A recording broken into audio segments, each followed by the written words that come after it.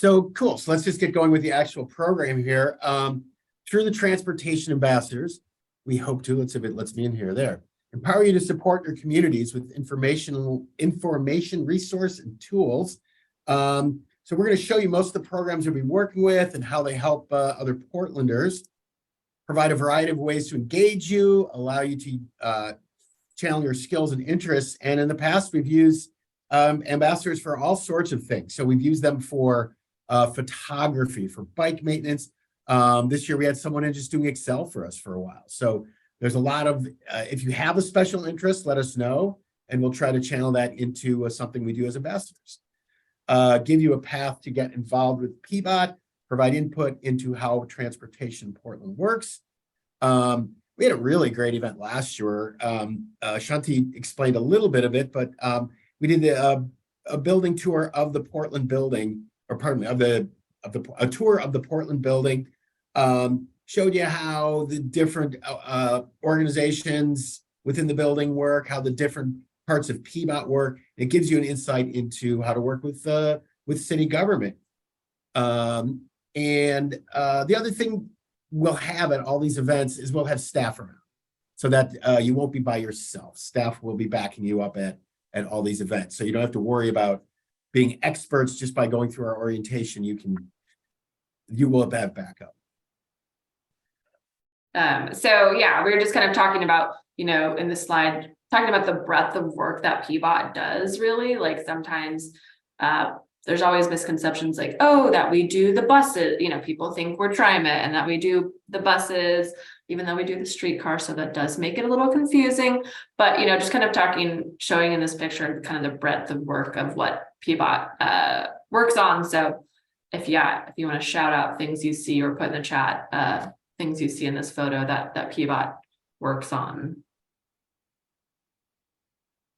So I see the bike striping, the bike Striping for sure. bike lane indicator, traffic lights, Another one. sidewalks, The curb cuts, yeah. yeah. The road, Pardon? the road itself. Yep. The actual street, yeah, maintaining and paving, which is such a big project. The signage. The signage there, we've got 5. Yeah. The streetlights. Streetlights, we have 6. We have done them all. So there we go. We've got streetlights. We've got pavement, bike signs. That's a curb cut. Obviously, that goes with the pavement and construction and things like that. Signage, and actually those streetlights as well. Yeah. And this slide just kind of shows a little bit more detail. It's kind of an infographic going into, the data behind what PBOT, and this is from 2018, so taken with a grain of salt. But it's just kind of a cool infographic to show, the scale of what PBOT is working on. 17 streetcars, 931 traffic signals, everything from parking enforcement, bike lanes, 1 heliport, only one aerial tram, sadly, 152 bridges. So it's a pretty broad spectrum.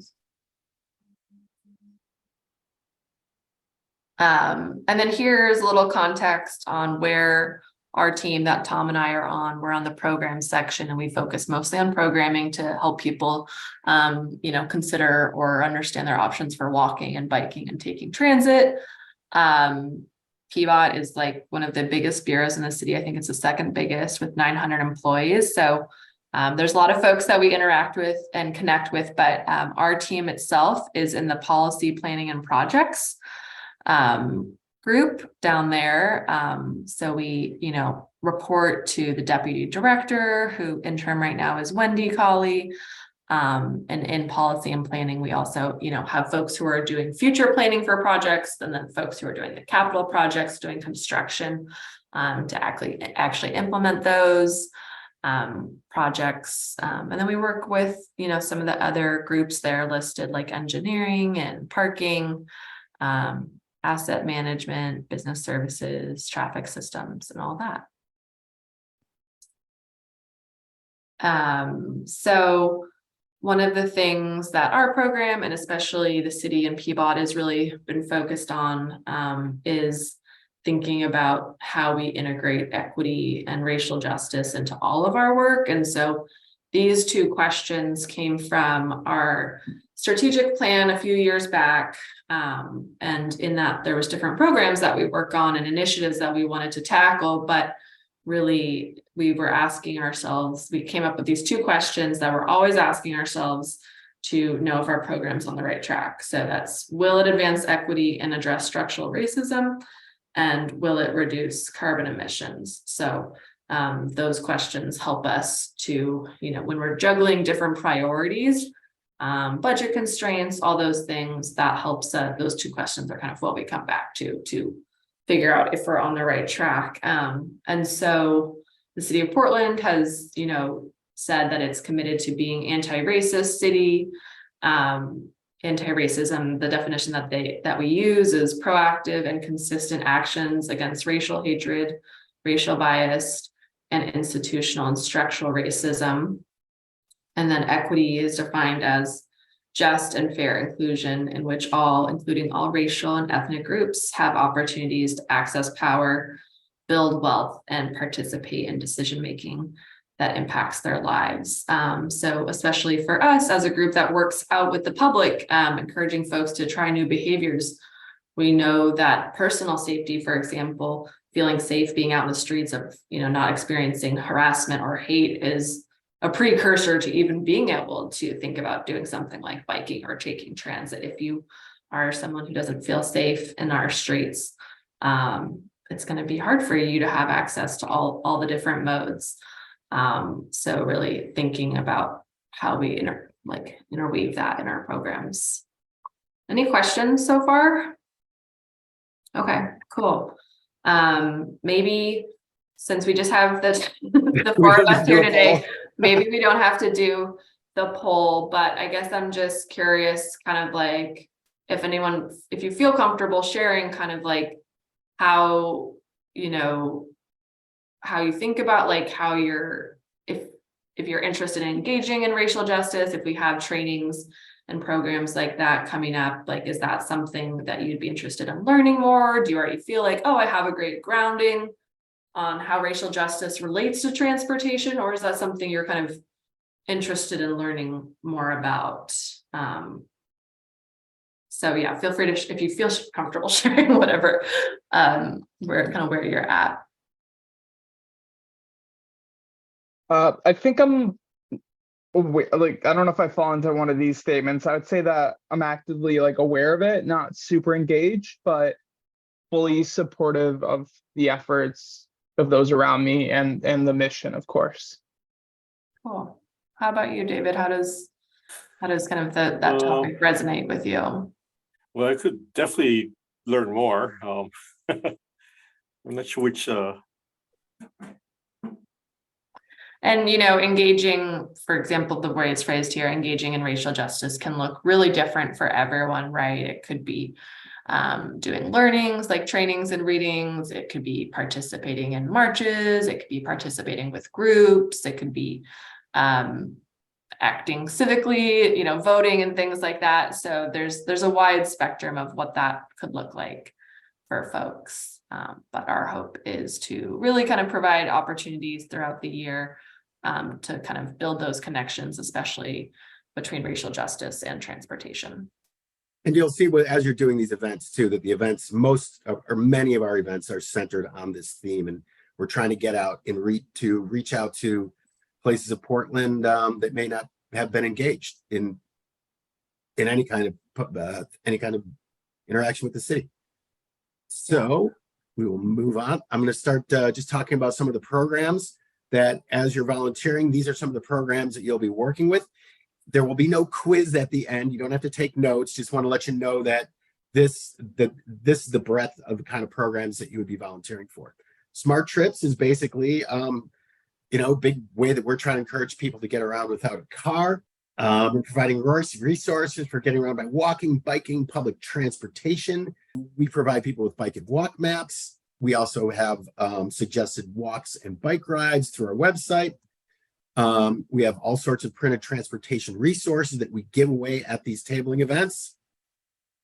And we do free community events. This year we've had 2 pretty successful ones so far. First one was Ride Every Wednesday, and we reluctantly got up every Wednesday morning at 6 o'clock to go set up tents at tabling stations all over downtown Portland to tell people what the Rose Lanes were all about. The Rose Lanes are those bus lanes, the red stripe, some are striped, but most of them are solid red lanes. They let the buses go through. We were offering people free coffee. Also, we're giving them $50 of Kudo credits. I don't know if you know what that is. We can talk about that later. But that was a very successful event, and we had like hundreds of people come to that in the morning. At showing up at 7:30 in the morning. It's pretty amazing. And Southwest Strolls is another one we're doing, where every first Saturday of the month, out in Multnomah Village, we're taking people on guided walking tours of the area to highlight the new stuff going on in Southwest Capitol Highway, as well as we're going to be having Sunday parkways out there in that neighborhood as well. And they've been pretty well attended. Get 40, 50 people per walk, and ambassadors are helping out. David, have you been on one of those walks yet? I've been on all of them so far. You've been on, well, there you go. They're fun from what everyone says. They are. Cool. Another group that we work with real closely is Portland by Cycle. This is run by one of our teammates, Timo Forsberg. Oops, I'm hitting the wrong space. We do guided bike rides, skill building classes. We're working with all sorts of different community-based organizations to engage, again, people that we're not engaged with normally. We want to really reach out to the community and get people involved in biking and taking the bus and transit like this. And all of these events are free, which is pretty nice. Yeah, it's been pretty amazing, like going to some of the ones, especially where there's Learn to Ride for adults. Those classes and events, I think, have been pretty transformed. The Learn to Ride of all ages is always really cool to see. But especially for adults, having like a safe and secure place to kind of learn, especially if it's something that, they've wanted to do for a long time, can be really cool to be a part of.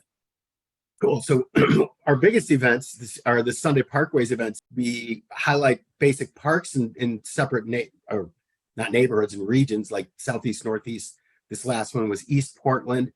And we close down anywhere between like 3 and 6 miles of streets so people can ride them with any kind of contraption they have that doesn't require gasoline for the most part.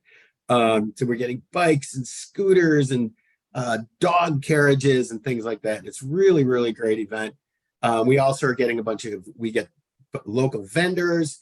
We do a bunch of tabling. So any kind of community group sets up their tables, give out information, getting a really good vibe. We get about 20 or between 15, 20K per event, unless it's 95 degrees out, which we had our first one last year. But then this last one was fantastic. It was just loaded up nonstop. We have 3 events. We've done our first one. The East Portland one is probably the most successful one we've had since the pandemic. We had no incidences, bunch of happy faces, and the streets were packed. It was really great. We're hoping to replicate that feat in Northeast Cully. I'm heading over there this afternoon with my fancy Sunday Parkway shirt to go knock on business doors because we want to engage all the businesses along the route to do any events or just be aware that we're coming. And then the last one's going to be in Southwest Portland on September 10th, again, highlighting Southwest Capitol Highway and some of the other, the neighborhood greenways. Those are those bike streets, as opposed to cruising your bike down Hawthorne, you can take the greenway and boom, you have a very casual ride as opposed to dodging cars. Bike Town is an event or a group that we support. It's Portland's bike share program. It was launched in 2016. In 2020, the fleet was completely upgraded to 2,000 orange e-bikes. Last year, the service area was expanded into St. John's. You can see that dark orange area on the top left of the map. You know where St. John's is. Now you can use Bike Town way into there, also way out in East Portland, which is really needed to expand into East Portland because it's a really diverse community that isn't always integrated into the city of Portland. Now you can use Bike Town. We have bike stations way out there. Anyone who's at Sunday Parkways just this last weekend saw that we had bike stations way out even in Lincoln Park. So pretty exciting. 2022 Bike Town hit the all-time record of 575,000 rides. And with 2,000 bikes, it's almost at a ride per machine per day, which is just absolutely spectacular. Increase of 65% from the pandemic year. And we're already on track easily to break that in 2023. Hands up, anybody, how many of you have tried Bike Town? Oh, geez. Right on. Couple, but not so many. We'll make you all, you'll become Bike Town whizzes by the end of this. Maybe there's a Bike Town ride in our future. That's so that we can do. We'll do Bike Town for all first. It's available to anyone living on low income or who can qualify for certain state and federal assistance programs. Unlimited 60-minute rides, $7 ride. This is on Bike Town, $7 in-ride credits for every month. Free bike unlocks, which saves you $1 each ride. Prepaid debit card for unbanked participants. You don't have to have a bank to be in Bike Town for all. Adaptive Bike Town is a whole different program. I work a lot with these. These are bike rentals for anyone living with a disability, unable to ride a traditional two-wheeled bike. They have free hour-long rentals and very expensive other rental plans. If you want to take a bike out for the afternoon, it'll cost you like $5. If you want to take the bike out for a day and return it the next day, it's only $24. So very, very inexpensive rental programs. The bike fleet is tremendous. It's absolutely tremendous. I'm very confident that no matter what your ability is, even if you have no ability, we can get you on a bike to ride. We have tandem bike carriage rides where one sits, you really don't even have to have any mobility and we can still get you up on a bike. So it's really, really unique program for the city of Portland. Safe routes to school. This is actually a national program that we have a chapter of. Makes it safe, convenient, and fun for kids of all abilities to bike, walk, roll together to get to their neighborhood schools. Want to alleviate harmful emissions, vehicle congestion, anything to keep fewer cars on the streets, and provide active transportation education to K-12 students. And we also do trainings for PE teachers. Program focuses investment in and around schools with a high percentage of low-income students, students of color, and those with limited proficiency. So we're always trying to push this transportation equity agenda. It's part of our deal. So now that we've kind of shared some of the different programs, we'll talk a little bit about how it actually works to participate as an ambassador. But any questions about kind of the programs that we shared so far? Feeling good? Okay, cool. So the way that it works, like I said earlier, when we get requests for an event or a program that needs support, we'll send out an email with a link to sign up. The sign up platform that we use is Sign Up Genius, and this has been working pretty smoothly for folks. When you go to a page for an event, you'll see different slots, different roles, and different times. Usually events are a couple hours. If they're a longer time, then we would have multiple shifts for the day or make sure that folks get lunch. So this is an example from a Cully bike fair that we did last year, but there is a pretty wide range of what the events are and what kind of support might be needed. And so, hopefully Sign Up Genius is pretty easy to use and intuitive. It's helpful if you make a free account when you sign up for your first one. That way you can go in and edit it easily. I think you can also sign up as a guest, but having a free account lets you kind of go in and check the detail. So here's just a little rundown of some of the events we'll be using volunteers for coming up real quickly. Northeast Cully Bike Fair. We just did one of these in East Portland, and we had a ton of people. So we had 250 participants. I think we had 12 ambassadors there. And they're really super fun events. They're a bunch of kids. getting kids on their bike for the first time. We have like helmet giveaways. So you have to fit the kids, and we put them through little courses, and it's a really great family event. And we had such a good vibe there. It was about a month ago. It was really great. So we're going to replicate this. We were doing them on the weekends on Saturday afternoon. This last one we did Friday after school, and it was much better turnout. So we're going to do it again. So the second is a Friday. Southwest strolls that we were talking before, these walks through the Multnomah Village area. There's 4 more to come. These are like selling out. So we asked for 5 ambassadors for each one of them. We already have 5 for all of them, but we're still telling people come on out and do it, and you get your ambassador credit. The Parkways on the 25th in Cully. We actually use a separate group that organizes our volunteers, and you can just go to the website for Northeast Cully Sunday Parkways, and there's a volunteer section, and they sign you up and they will place you. There's tons of jobs. There's a whole fleet of volunteers, and there's a great volunteer party after Parkways. It's really fun. We all huddle up at a bar and talk about what happened. And then again, Southwest Sunday Parkways at the end. So we'll be looking for more volunteers. There will be more events in between that. That's just what we've got on the docket right now. We also just get together and do like social events with like a transportation theme or something. That's where last year we did the Portland building tour, which was fun. We've also just like at Christmas or holiday season, we just go get together, and we just get together at a restaurant and walk around the neighborhood and check out the lights and stuff like that. We did Peacock Lane. This year we're working on to get everyone together and take the aerial tram up to OHSU, which we just did as our group. We did that last month, and it was super fun.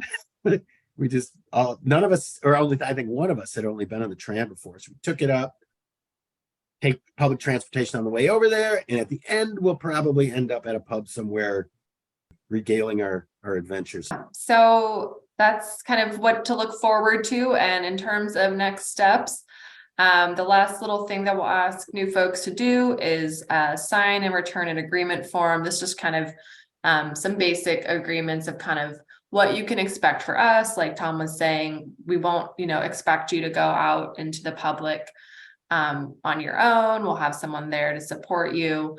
And also that, you're treated respectfully and considerately, and then kind of asking the same of ambassadors, that you treat your fellow ambassadors and staff and community members respectfully and with care. So we have a quick 1-pager for that. We ask ambassadors to participate in at least 2 activities for the year. Obviously, if you have time and capacity to do more, that's awesome. And then we know that some folks maybe sign up and their year gets busy. So we appreciate, how you can show up. But that's kind of our goal for folks. We'll send out an email with information about Sign Up Genius. And then it's just about looking for opportunities that you want to sign up for and volunteer for those. For each of those, for anything that you sign up for, you'll also get an email from the lead contact. Sometimes one of us, Tom or I, would be on site for an event, and then sometimes it might be somebody else in our division. So you'd get an email from them with their contact information, anything you need to know beforehand, and then some training on site if needed. But most of it's pretty easy and fun activities. Thanks for coming, and you know where to find us if you do have questions afterwards. We're always taking suggestions too, if there's like events or activities or social things that y'all think of that you think would be fun to do as a group, or that you think we should be involved in terms of how we can support Portlanders getting around. We love taking those ideas and supporting them how we can. So